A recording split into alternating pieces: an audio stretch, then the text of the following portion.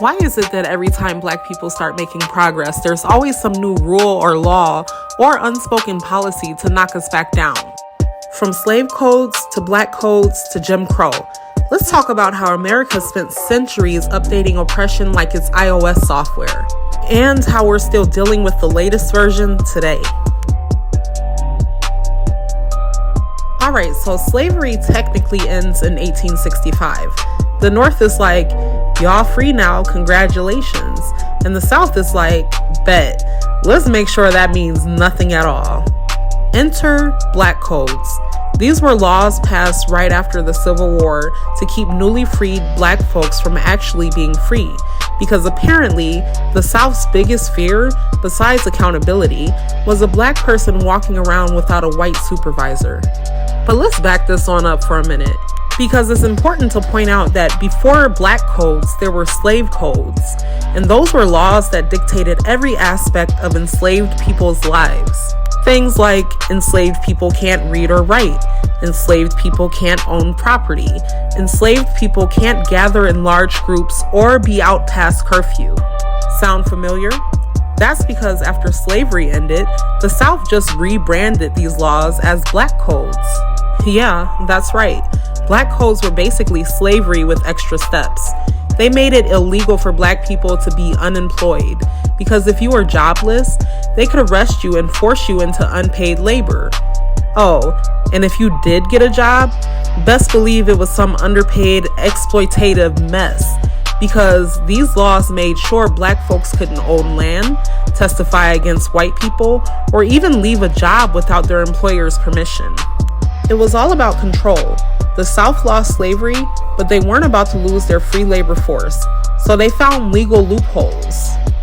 Now, before the North starts patting itself on the back, let's be clear, they weren't innocent either.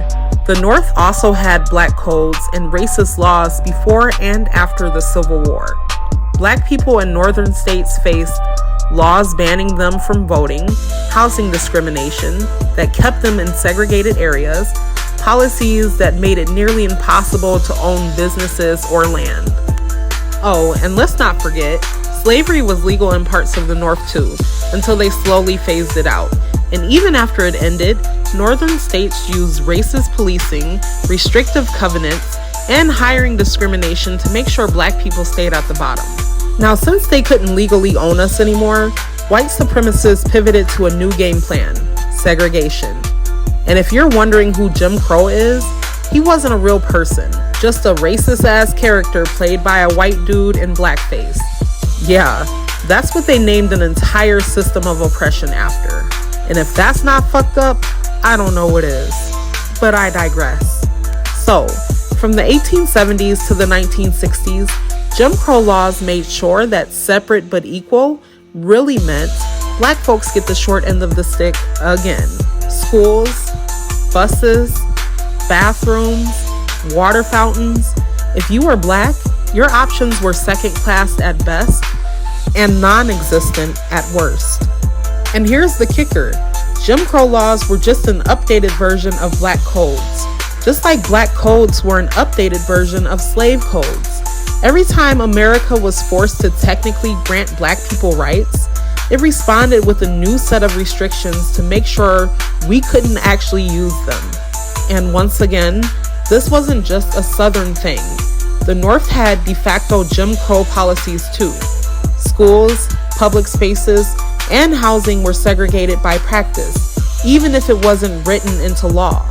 Redlining, sundown towns, and job discrimination weren't just Southern problems. So the civil rights movement came through like enough is enough, and by the 1960s, Jim Crow was legally dismantled. But did racism just pack up and leave? Absolutely not. It just put on a suit and called itself redlining, mass incarceration, voter suppression, police brutality, and school segregation by zip code. Now let's just think about this for a moment and how it relates to today. Black codes made it illegal to be unemployed, and today, Black unemployment rates remain disproportionately high. Jim Crow made sure Black people got worse schools, homes, and jobs. Today, Black neighborhoods are underfunded, Black home ownership is low, and the wage gap is real. Back then, the prison system used black codes to force unpaid labor, and today, the 13th Amendment loophole keeps prison labor going strong. That's because the system never died. It evolved. And so the next time someone asks why black people are still talking about racism, or when people say that slavery was so long ago, remind them that the slave codes became the black codes became Jim Crow, and Jim Crow became the system we live under today. Because history isn't just something that happened way back then. It's still happening right now. And how the hell can we fix something if we can't even acknowledge that? And that, my dearies, is all I have for you today. If this episode gave you something to think about, drop a comment, share this with your people, and follow the Mojo Chronicle for more Black History Unfiltered.